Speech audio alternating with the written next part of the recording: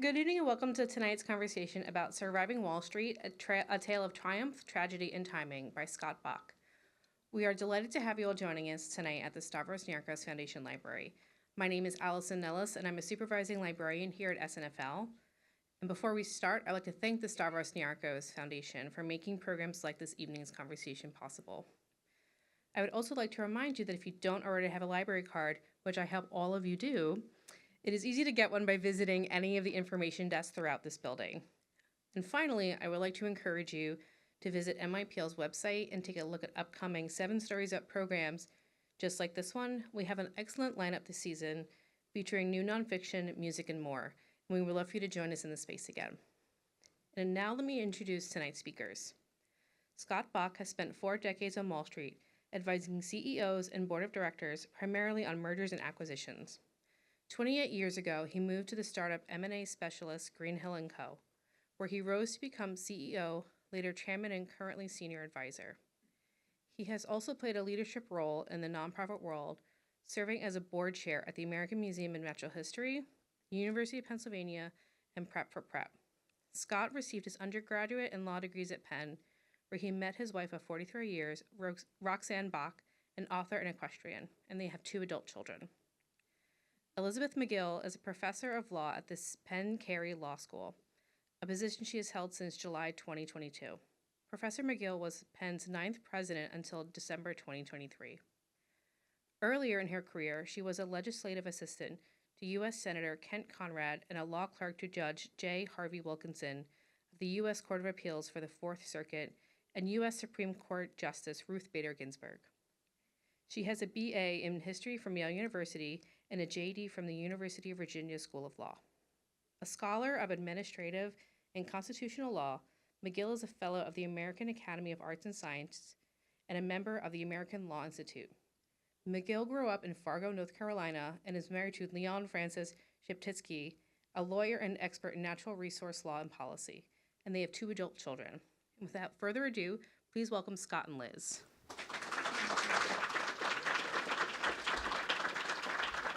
Well, nice to see all of you. And Scott, thanks for inviting me to ask you questions about your exciting new book, and congratulations on its publication, which I think is officially tomorrow. Yes, it is.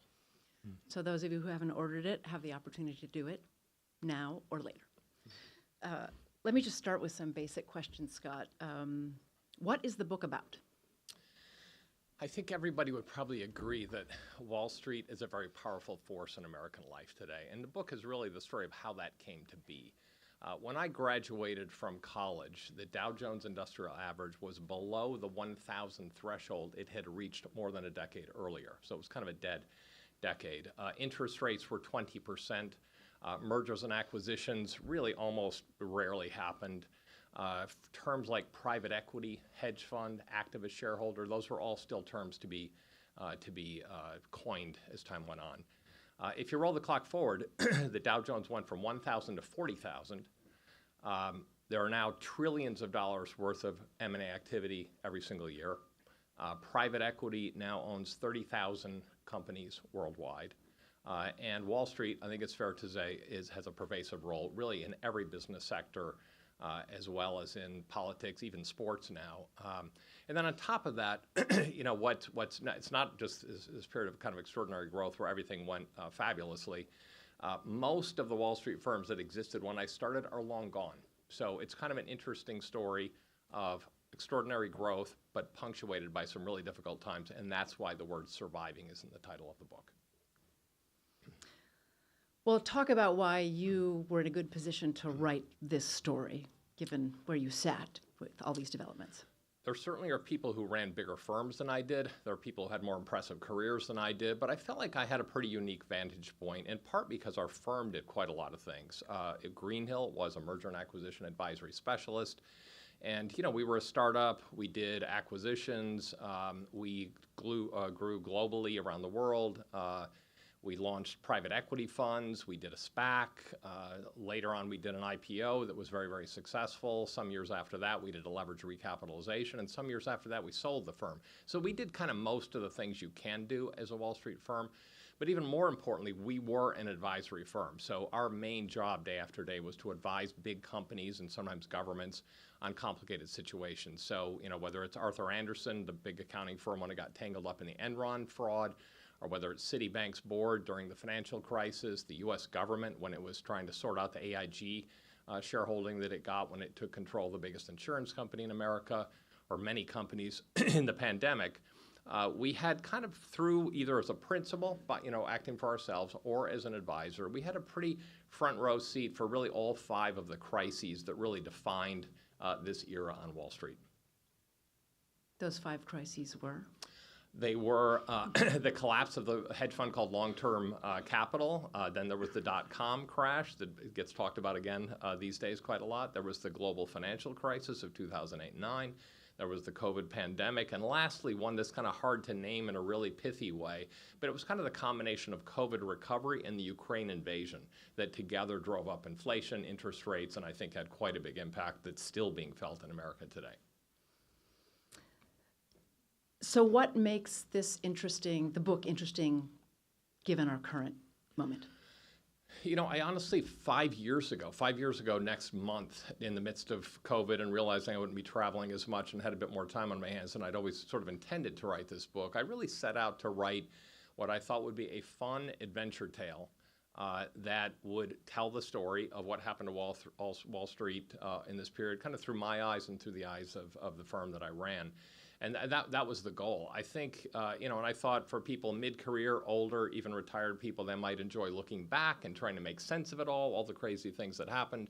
And I thought younger people might look at it as maybe somewhat inspirational. So that was kind of the goal. I think the way events have played out, the book's timing is actually pretty extraordinary because you can think, first of all, that extraordinary period of growth where, the Dow went from 1,000 to 40,000, that really was a period of globalization. And there's plenty of that in my book. I mean, I went to Morgan Stanley to work in London for 5 years, and it literally was working out of like a townhouse in the West End. I mean, it was not, a towering presence in Europe the way it would soon become.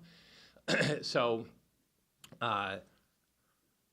it's globalization really drove, so much of that wealth creation. Second way it's quite relevant now, it's really the story of these crises, these recurring crises that wreak havoc not only on Wall Street but in our economy at large. And, we may be on the brink of another one. We may even be in the early days of another one. So that's a second thing. A third thing is that I was there for, and I think we'll be talking about the moment when the crisis that now has really embroiled all major elite universities in America broke out at Penn, which is where it all started. And I think at this moment when that crisis has become really existential for that group of universities, I'm used to working with companies, with universities, I think it's quite timely. And lastly, I mean, the book really, you could say, is a lot about leadership. And I think leaders, whether you today lead a corporation, whether you lead a university, whether you lead a law firm, whether you lead a media company, I think you're really facing unprecedented challenges right now. So I think it's kind of also timely for that reason. So you've served on a lot of boards, many of which you describe in the book, and you say at some point in the book that board service is either boring or scary. And could you say a little bit more about that, also with some attention to the nonprofit boards you've led as well? Exactly. Yeah, I did.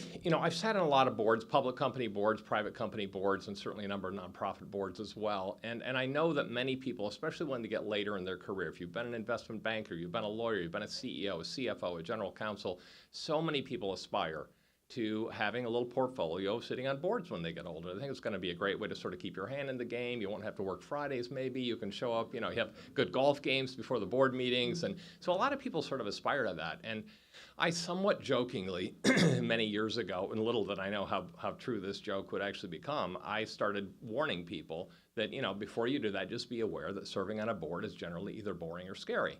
And what I meant was that when times are good, the CEO doesn't really need your advice. He doesn't really want your advice because he or she's kind of busy and they don't really need a lot of input from board members. And your board membership will really consist of, reading audit reports, reading litigation reports, reading about compliance with environmental regulations, not the most interesting stuff in the world.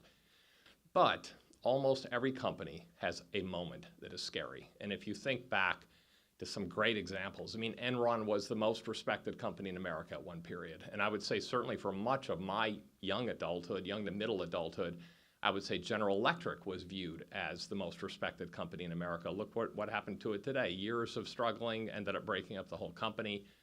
AIG was the biggest financial services company in America. I remember going to Morgan Stanley offsites when I was a young vice president there, and they would put AIG on a pedestal, man. That's who we wanted to be, was AIG, and AIG ended up being almost 100% controlled by the U.S. government. My own alma mater, Morgan Stanley, came within, inches, days, however you want to measure it, of kind of getting in big trouble. So almost every company, even the ones that seem bulletproof. I mean, think of Boeing recently. Boeing was certainly the most respected industrial company in America until very, very recently.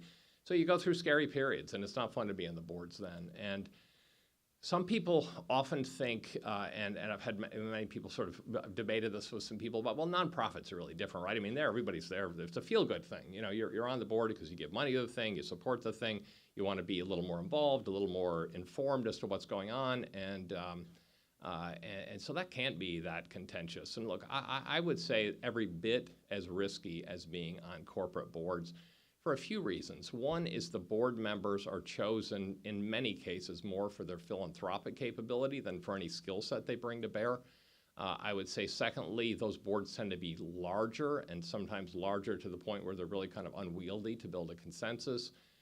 Thirdly, people tend to stay on those boards for a very long period of time, and there's really no gentle way to get them off the board, because they generally are a significant donor, and you sort of don't want to lose them. So, and I guess lastly, people who join those boards, they do not do it thinking it's going to be hard work. It's going to be contentious. They might be fighting with people. They might lose friendships over it. I mean, nobody joins a nonprofit board thinking any of those bad things.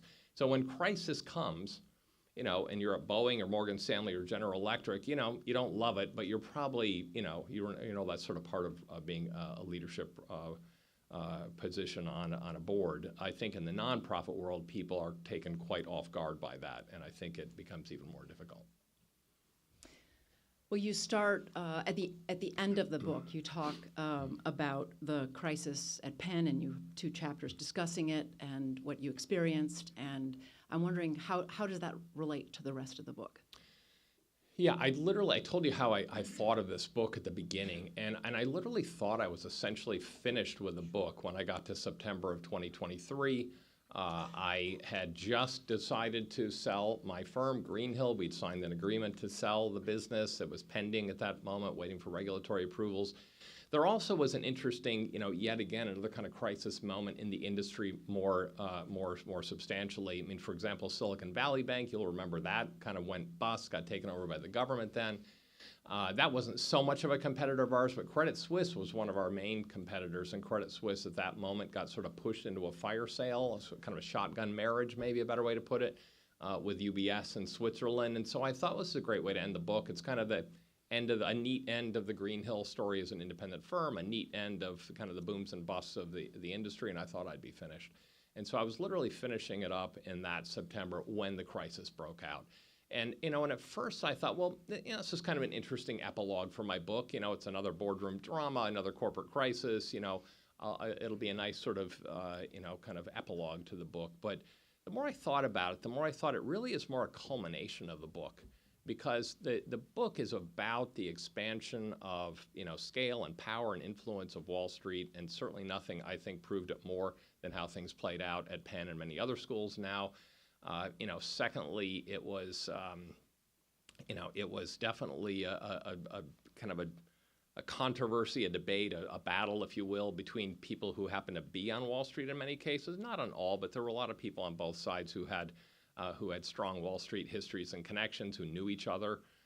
And then lastly, many of the tactics were quite similar to what's used in Wall Street. I mean, not so much the kind of the takeover offer like here's $50 a share to buy your company, but when you read about activist shareholders, when they use various tools to get control of a board, they use public relations, they try to gather votes or proxies. The equivalent of that is trying to get donors who are kind of the shareholder equivalent in some people's minds to come on board, and many of those kind of tactics were what you often see in a Wall Street battle. So that's why I thought it actually fit quite well with the rest of the book.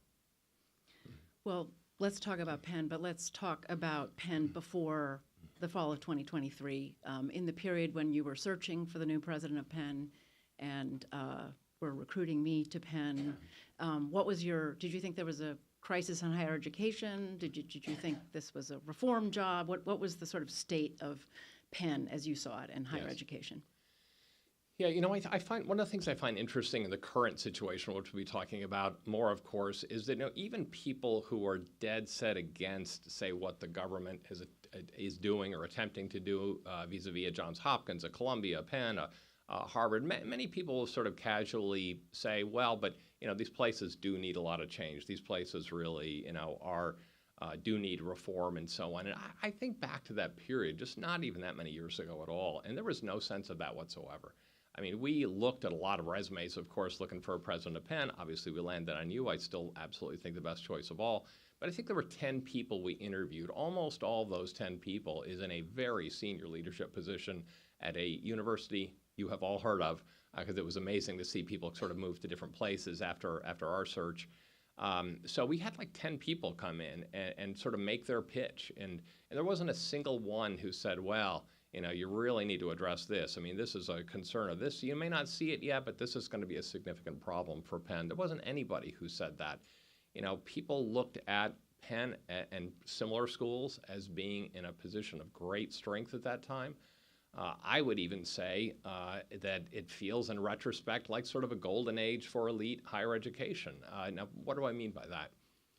Every year there were more people applying to get in, right? I mean, every parent of a smart child in America who gets to 16 or 17 years old, you want your kid to go to one of these elite schools. And I don't mean just the Ivy League. I'm talking, the top 25 or 50. There are many great schools in America. So you had that, number one, and people from all over the world. I have colleagues who work in all of the foreign offices that my firm had. They constantly were saying the schools are better in America than in the UK, Australia, Germany, et cetera, wanted their kids to go here. On top of that, the universities have gotten a lot wealthier. Alumni were being very generous. That allowed schools to get more and more generous with their financial aid. Even a place like Penn, we eliminated loans. As in 2007, we did that. We eliminated loans as part of financial aid. If you needed the money, if your parents couldn't afford to pay, Penn was just going to give you the money using money that's in their endowment. And because of that, the universities maintained what I think is a very important historic position as sort of an engine of social mobility. The book's got a little bit of my background, a very, humble one. I'm not sort of complaining in any sense, but, pretty basic Midwestern, middle class background, very much like your own, I think. And what was fascinating to me, even in my later years at Penn, in a typical class, they had more first-generation college students enrolling than they did in my years. And think about how much harder that is. I mean, in the 50s and 60s, a lot of parents didn't have a college degree. Today, many, many more do. And yet Penn, because it had all this incremental financial aid funding, was able to do that. So, that's kind of the student picture of who was going to these places. On top of that, you could look at, the research that was being done, the amazing breakthroughs on various cancer treatments at Penn. I mean, Penn was instrumental in coming up with the mRNA vaccine for COVID. There are many aspects of technology, but it's easiest to focus on the ones that save our lives and prolong our lives as great breakthroughs. And I would even add on top of that, they were pretty happy and harmonious places. I mean, you didn't meet students at Penn, or I think of children of friends of mine who went to other great schools in America. You did not meet people who had an unhappy experience. They loved their school. They loved their 4 years. At the board level, we never had really a significant debate, I would say, on anything of real substance. It was really unified. People thought things are going well. We want to continue to build on that. So, Liz, am I crazy, or did you've worked at many more schools than I have? What was your sense of where things stood? Well, you're not crazy. I would say slightly more mixed picture. Not, I think, any perception of crisis. So I was at Virginia, Stanford, and then Penn in leadership positions, and in many ways, these institutions were all hitting it out of the park. More talented people than they could ever bring to their institutions, great teaching, great research. I think the astute higher ed leaders were worried about several things. One was just the declining trust in higher educational institutions. as there's been a decline in trust in every institution. And if you looked at the polling behind that, there were heavy concerns about cost and access, which is less true of the wealthier schools that have more generous financial aid. So lots of students who really want to access higher education in the country who feel they can't. Concerns about the relevance of what was being taught, and some concerns about partisanship. And then some states with their state schools were increasingly intervening in what most people would call core academic things, what can be taught, how it can be taught. So I don't think anyone I knew thought there was a crisis, but a slightly more mixed picture than you're describing.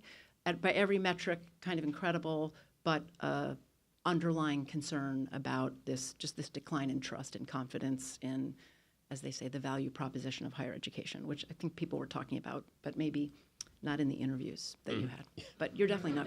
You're definitely not crazy. You're definitely not crazy. So let's talk about the questions of free speech, free expression, and start with the issue of anti-Semitism. Did you see Penn as a place where anti-Semitism was a significant problem? Can you talk a little bit about that? Sure. Look, I would start by saying anti-Semitism is real. It's evil. It should be condemned any place it exists, any institution that exists. And I did condemn it, in writing and orally on many occasions. So did you, repeatedly during those last few months. But with that having been said, let me step back a little bit and talk about the history, the very important leadership history that Jewish people have played at Penn and what that meant for the culture on the Penn campus. And then I want to talk a little bit about the history of how protests were dealt with at Penn, and then where those two clashed a little bit. I would start with the Jewish history at Penn. I mean, a lot of elite schools had quotas on Jews in the post-World War II period, and they ran for quite some time. Penn did not. And therefore, Penn was kind of a safe haven, a place where a large Jewish population could be admitted, which is obviously a real positive thing in Penn's history. I would say at the time I went there, around maybe a third of the student body was Jewish. Most of my roommates in my 4 years were Jewish, but more importantly, at kind of the leadership level, Penn, I believe, also appointed the first Ivy League president who was Jewish, Martin Meyerson, who was the president when I went there. And interestingly, in the 55 years since they appointed Martin Meyerson, 40 of those 55 years, Penn has had a president who was Jewish. The board chair for the 12 or so years before I became board chair was also Jewish. And clearly, throughout the faculty and student body, there continued to be a very strong representation. So I'd say that by way of preamble, that I maybe wouldn't have been the first person somebody would tell if they thought there was anti-Semitism on Penn's campus. But until this crisis came, I never heard anyone say that. And they did have clearly people who would have been very natural and very would have welcomed hearing any concern like that, and I have no doubt would have acted on it, including Penn's two presidents who ran for 30 years up until when you took on the role. Now to step back and talk about protests. I mean, Penn, we had a pretty, and I know there's a lot, you hear a lot in people talking about universities, clamp down and enforce rules and that sort of thing. But, we had actually a pretty benign approach well before your time, and I think continuing into your time, we had a pretty benign approach to how we would deal with protests. I mean, I saw in the kind of many years ago, probably between my student years and my trustee years, there were protests on apartheid, which was a pretty common one. I think even as a student, there were protests on the revolution in Iran. I think we may have had the Shah's son in my class when I was there, so that was always kind of a hot topic around campus. In more recent years, there were a lot of protests around the use of fossil fuels and whether Penn should have its endowment invested in companies that produce fossil fuels. We even had people who disrupted trustee meetings. I mean, it didn't happen all the time. We kind of braced for it when it was going to happen. We tried to dissuade them. We tried to cajole them and offer meetings with the president, the board chair, and everything else to get them not to do that. But, when people did disrupt a trustees meeting, even to the point where we had to stop the meeting and adjourn, we did not kick those kids out of school. We did not arrest them. It was a tiny percentage of the student population. And we kind of had the attitude of, we're going to let this run its course. It's not going to get too out of hand. And in fact, it never did. And then I remember in your early time, you were given your first convocation speech, your first actually important speech at Penn, which is kind of when all the students come together each fall as new freshmen. And that was disrupted, and that was a protest about a local real estate development. That was not any grand, international sort of thing, or, apartheid or divestment or anything like that. That was just about a local real estate development that some people thought represented gentrification. They thought Penn should get in the way of that, slow that down, stop that. And so you were shouted down at the first speech you ever had at Penn. I talk in the book a fair amount about that. But even then, we even let those people have an encampment, as you will also recall. Now, encampment came to take on a very powerful meaning in American universities more recently. But there were a whole bunch of tents right outside your office window. And so we kind of tolerated that. We hoped that when it got cold, it would dissipate. And in fact, when it got really cold, it did kind of dissipate. So now where do those two things clash? Look, there were cases of anti-Semitic behavior, actions, where essentially these protests that we normally kind of let run their course, there were cases where that went too far, where that moved into something you would have to say that was anti-Semitic, either words or actions or things like that.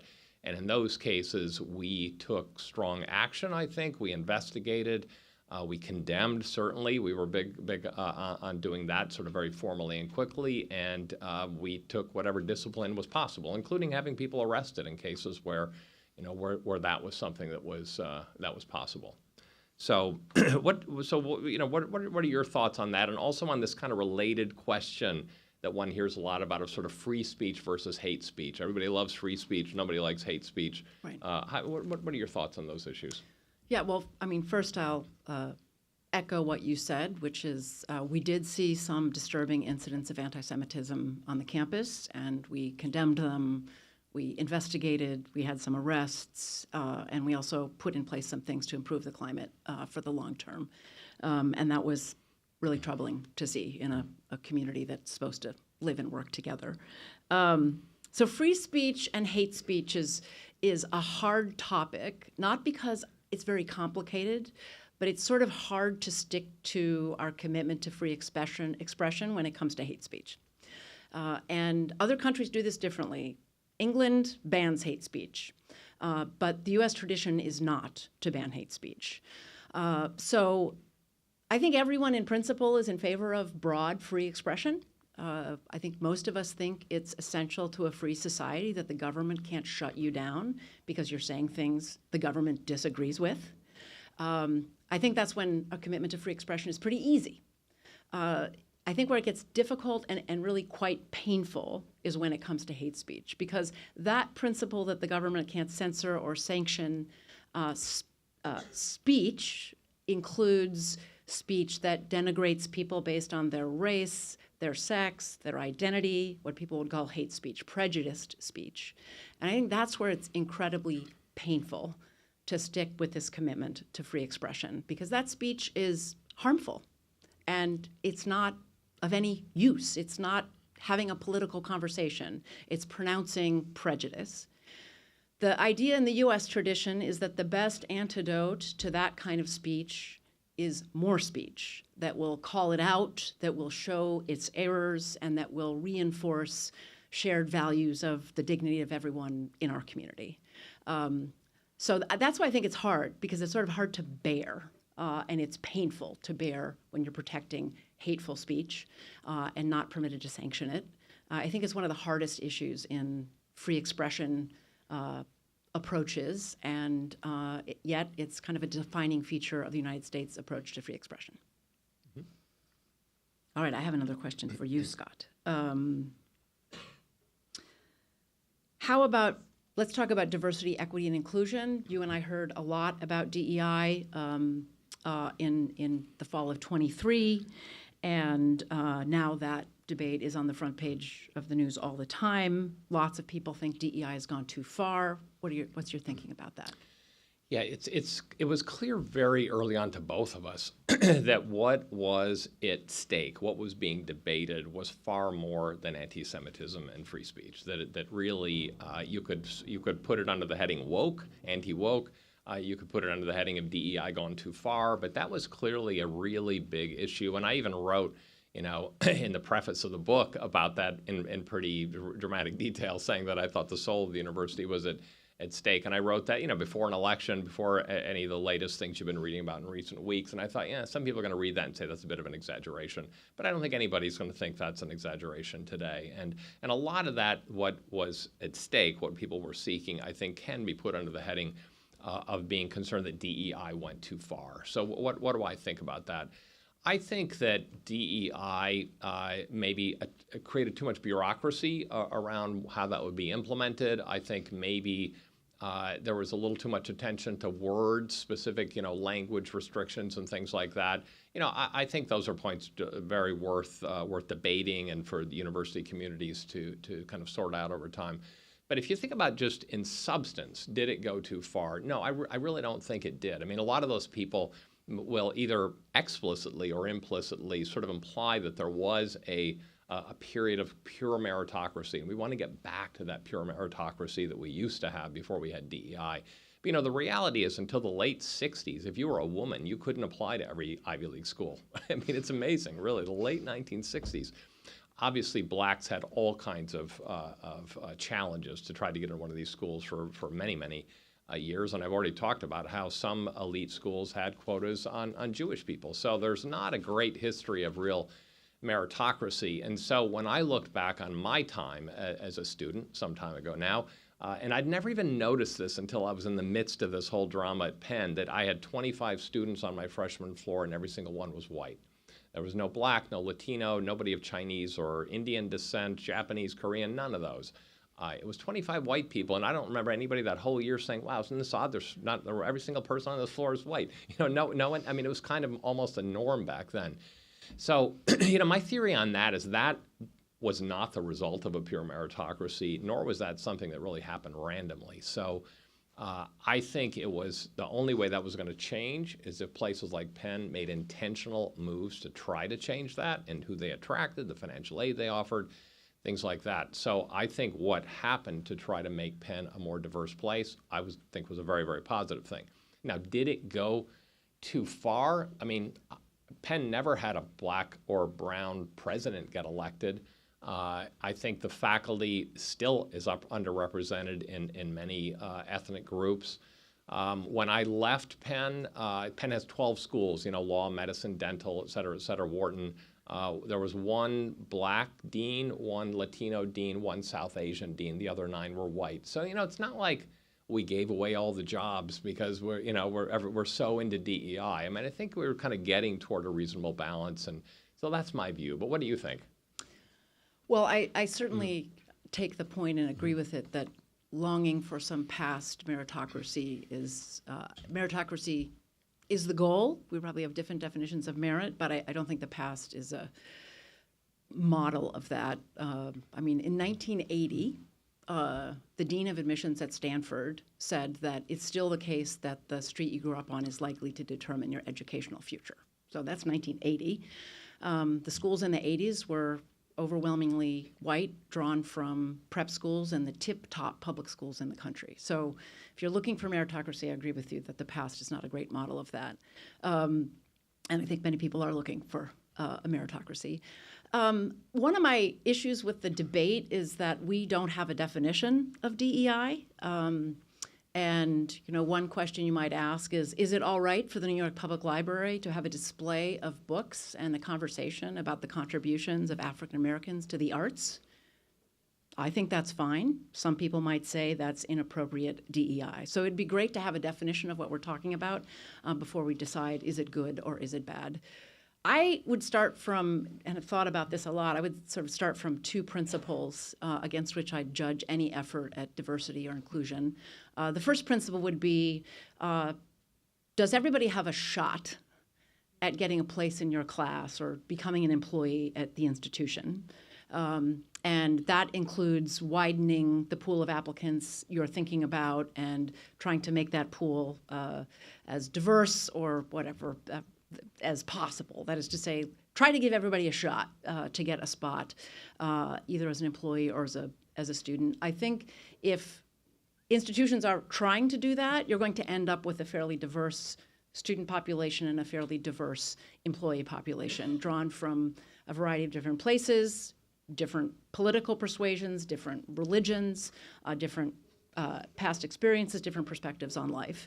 And we know that that kind of environment is great for education. We know it's great for decision making, and we know it's great for research. So I think that would be the first principle. I think the second principle is really difficult, and it's something I think the whole country is struggling with, including universities, is you create an environment, ideally, where that very different, divergent group of people can speak with each other, can work with one another across the areas of difference that they have, that they can do that with respect for people's different views, different perspectives. I think that is an ideal goal. It's hard to reach that, but those are the two things I would think about as principles in thinking about any effort to accomplish diversity or inclusion.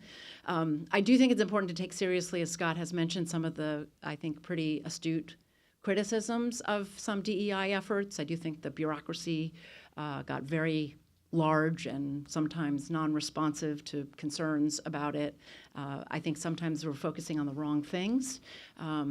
But my view is I would want to judge every effort to diversify your employee base or your population by are you in a situation to say that a lot of people have a shot at getting that job, and then what are you doing to make sure people of very different views, very different backgrounds can speak to each other with respect and appreciate one another.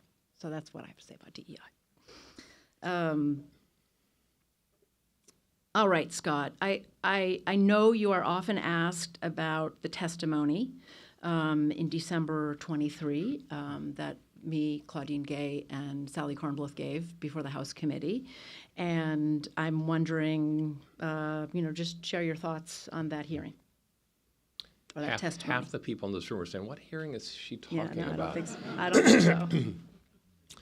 I mean, I've got a lot of thoughts Okay. on that hearing. Go ahead. One is that had the hearing ended after 5 hours, we wouldn't be talking about the hearing because it would not have had that viral moment. I have a lot of sympathy for anyone who undergoes what is a very tough cross-examination for 5 hours, and I think really with a goal, let's be honest, of trying to get the gotcha moment, the thing that would go viral. I mean, we had kind of a similar thing for many, many months, unbeknownst to most of the world, while people rummaged through thousands of texts and emails, hoping they might find some nugget in a text that I sent at 5 o'clock in the morning someday that might not look good in the cold light of day. Proud to say they didn't find anything on either of us that was worth flagging in that sense. But so I think, look, it's a lot of pressure. There was a goal to embarrass, to find some sort of gotcha moment. Also, I think it's important to remember what the actual question was. I mean, last night my wife and I were driving to the city. We had a prominent cable news network on the radio, and a very prominent commentator who seems to be almost ubiquitous on these things was talking. And just in passing, he mentioned the three presidents were unable to condemn anti-Semitism. And the reality is that in your prepared remarks that you started that day with, and I would bet 10 times throughout that, you did condemn anti-Semitism. Of course you did, because that's how you feel about it. The question that you were asked was really in some ways a technical, almost legal one, which was, does it violate the student code of conduct? Is there a form of speech, including calling for genocide, that is so heinous, so outrageous, that it by itself would violate the student code of conduct? And you knew two things, I think, going into that, as I did, that no one to our knowledge, had ever called for genocide on our campus. But you also knew that for many years before you got to Penn, it had a student code of conduct that explicitly said you cannot discipline a student or faculty member for speech alone. Essentially, it was a First Amendment standard, and as I understand it, by law, if you're a state university, i.e. a government-owned and controlled university, that you have to have that First Amendment standard. But we had pretty much the same thing at Penn. So you were asked a question about a theoretical, very difficult question about what if somebody ever said this? Would anything go so far as to violate the student code of conduct, even though that code of conduct says that speech alone cannot be a subject of discipline?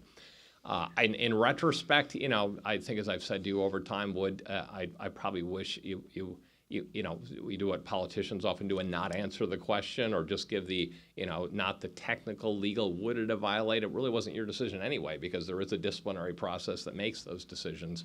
But, in retrospect, probably a more emotional, moral kind of answer, leaving aside what technically would have happened to that student, probably would have been better. But that's my thoughts on that difficult situation. Do you have any thoughts you would like to share on that moment in your life? Yeah, sure. I mean, my job in that situation was to defend the reputation of the University of Pennsylvania by talking about what we'd experienced on our campus in the fall of 2023, particularly the hateful conduct we'd seen, which was anti-Semitism was the focus of the committee. I talked about a lot of the hateful things we'd seen on campus, the actions we'd taken to condemn them, investigate them, and set a course for having an improved culture in the future. So that was my job.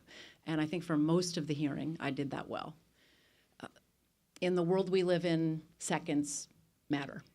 And a viral 30 seconds can swamp everything else. Everything else you said at that hearing, and your entire record as a leader, certainly through the fall and during all your time at Penn, all my time at Penn. And that's what happened. When I answered honestly about what I thought Penn's policy would require, I provided this 30-second soundbite that went viral and just swamped everything else about what I'd said and my record at Penn. And I really regret that. It hurt Penn. It hurt Penn's reputation. And my job was to protect the institution that I led. It hurt Penn because it suggested that I just didn't care about what those horrific words would mean to people if they heard them. And I am a leader who has common sense and compassion. I think I generally display that. And in those 30 seconds, I didn't. And I wish I had. Thank you very much, Liz, for sharing what, it's a difficult memory, but very, very, I'm sure people found that useful. Thank you for that.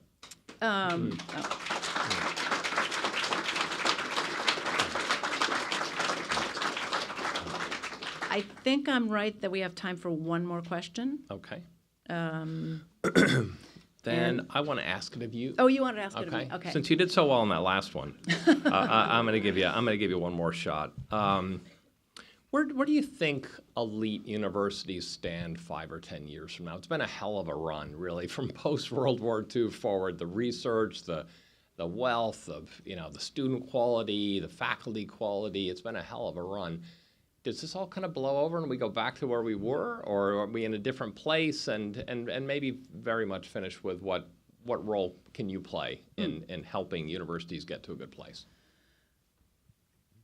Well, I definitely am in the camp of people who believe that universities are facing an existential threat right now.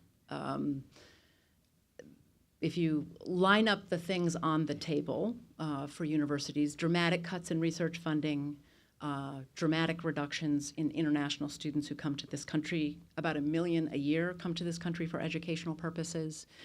You might call that one of our biggest and most successful exports because many go back to their home countries and do amazing things.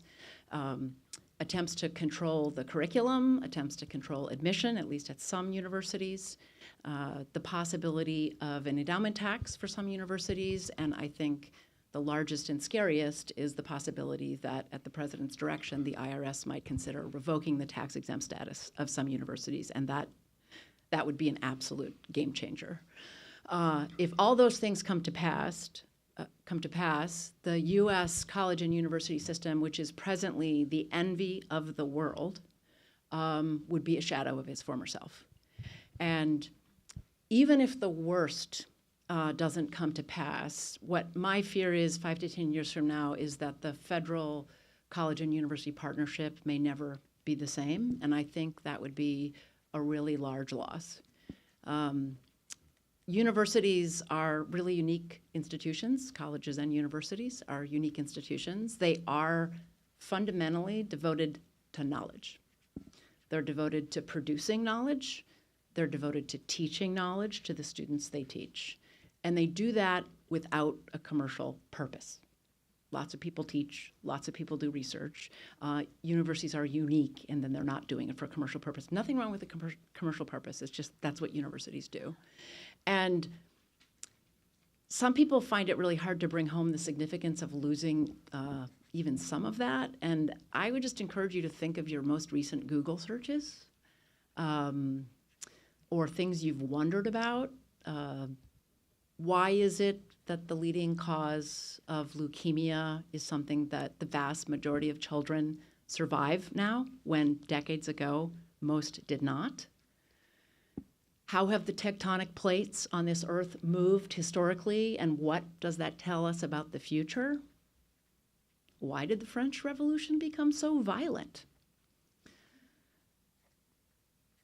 Do we need penicillin invented at a university? Do we need rocket fuel invented at a university?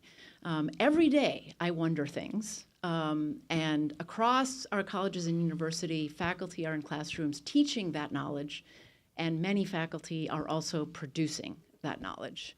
And I think it would just be a dramatic loss and a self-inflicted wound for this country to really reduce our capability of doing that. So I think of myself as an optimist, which I know I don't sound like one right now. I guess my fear is that 5 to 10 years from now, it's not that universities will be a real shadow of their former selves, because I don't think everything will be adopted, but I think that partnership between the federal government and colleges and universities in education and research is going to be diminished, and I think that's a loss. Thank you, Liz. And I know we have some questions, but before we get those questions, very quickly, I want to say thank you for coming to this. Liz's assistant wrote, I quote in the book actually, after we both resigned, she wrote an email to me saying that ours was a partnership for the ages. And I happen to believe that. So thank you for reuniting that partnership today.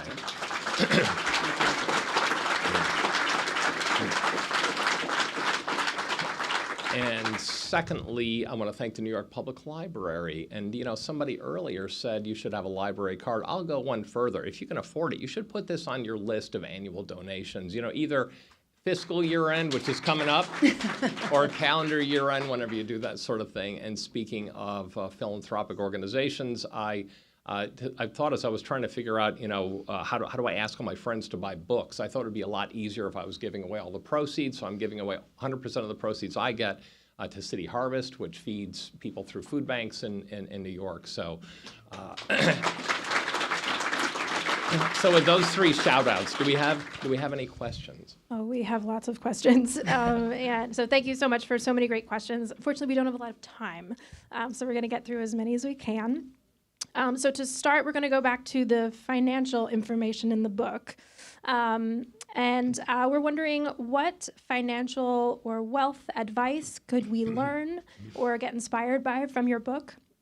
And related to that, considering the strong possibility of future financial crises, what financial advice might you give the average person?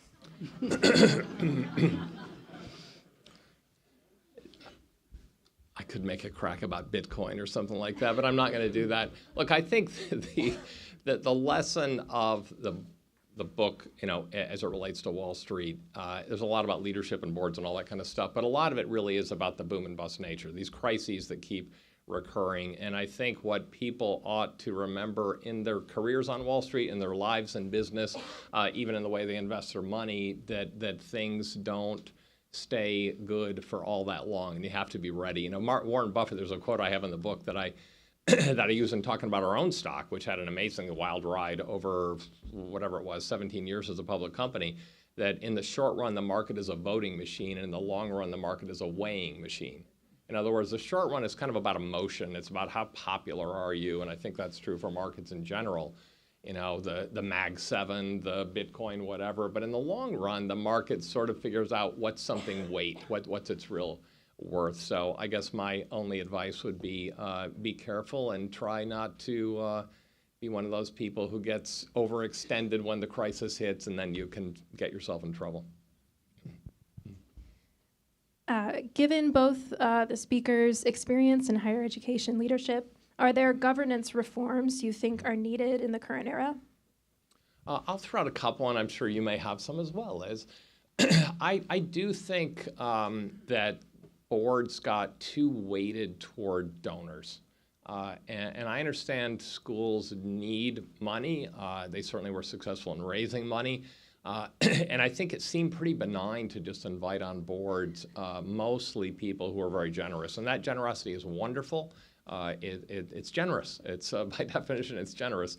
So that's wonderful. But I think when a crisis comes, you can find that people have, in one segment, can have interests that are too unified.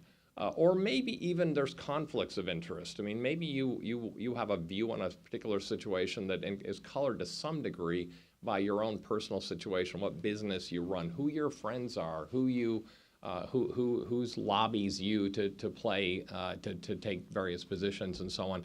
So to me, I think if university boards were made up of a more, and I'll use a phrase that's very popular on both sides right now, a group with more viewpoint diversity.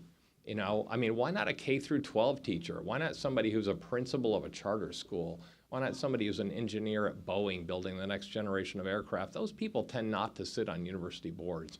And I think we'd be better off if we had some of those. Liz, what would you do? Well, I just have two thoughts. I mean, one thought is, I think in the higher education community, other than the president and the board, most people don't understand how important the board is to the president. You know, one of the things I admired about Penn was the longevity of the leadership and its fiscal stewardship of its resources, and that suggests high-functioning governance. And I'm always surprised when I talk to people in higher education institutions, and they just don't understand the role of the relationship between the board and the president.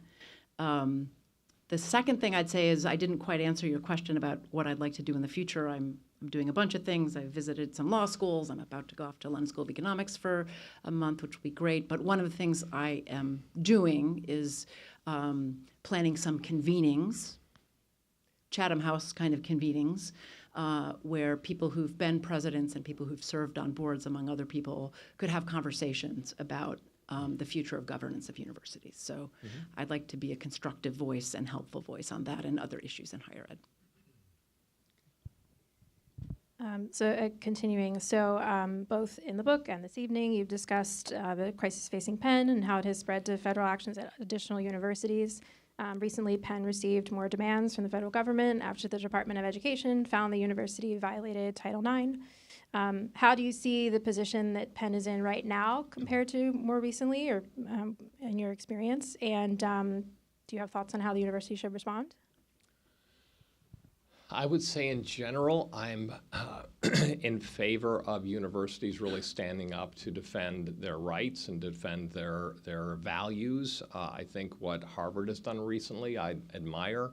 I think in part they had to be encouraged by comments from, say, the president of Wesleyan, who's been very eloquent on this topic, or the president of Princeton, who very recently came public in two very, outspoken kind of situations speaking to these issues. So I'm in favor of standing up. I mean, I think the Penn situation specifically, and I think they are standing up. I mean, I don't think there's any litigation or anything going on yet, and I have no inside information, so I'm not telling you anything that I shouldn't be able to tell you. But look, I think that's another example that to me is just not fair. I don't have a position personally on whether trans people ought to be able to participate in women's sports or not. I've never been asked that question really in any sort of governance kind of sense. But at Penn, we've had, I believe, one trans athlete in memory out of probably well over 1,000 female athletes.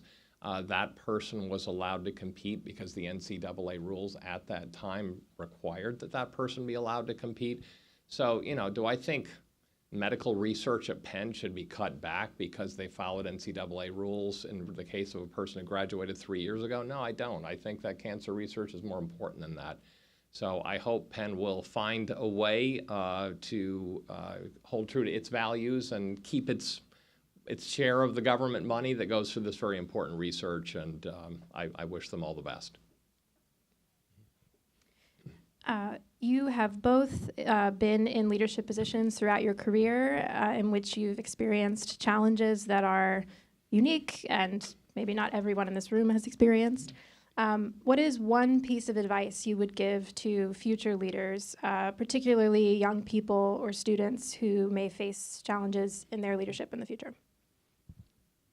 Want to take a shot at that one? Sure. One piece of advice. I have, 10 pieces of advice, so I'm trying to think of the most important one. I think everybody's different, but for me, leading in higher education was all about a complete belief in the mission of higher education, and I believe teaching and generating knowledge are about the greatest things you could do with your life, or I could do with my life. So the opportunity to lead in a variety of contexts in a higher education institution where I'm so connected and so believe in the mission was just a fantastic opportunity, and it was definitely hard. Although leaders are not supposed to complain, so I'm not complaining. It was hard sometimes, but I never felt anything other than I have this unique opportunity to have a kind of impact on an institution where I just deeply care about the mission. So for me, that's what the leadership was all about, is increasing the impact I could have on an institution whose mission I don't know where I got it, but I just believe in it.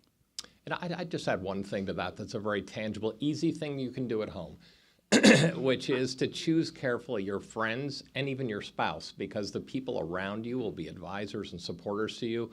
There's a lot in the book about how many people, even from like my freshman floor year, who played a role in this whole saga. I mean, there was a guy I hadn't literally not talked to in 35 years. We were on Warwick, which is a dormitory in the quadrangle at Penn as freshmen.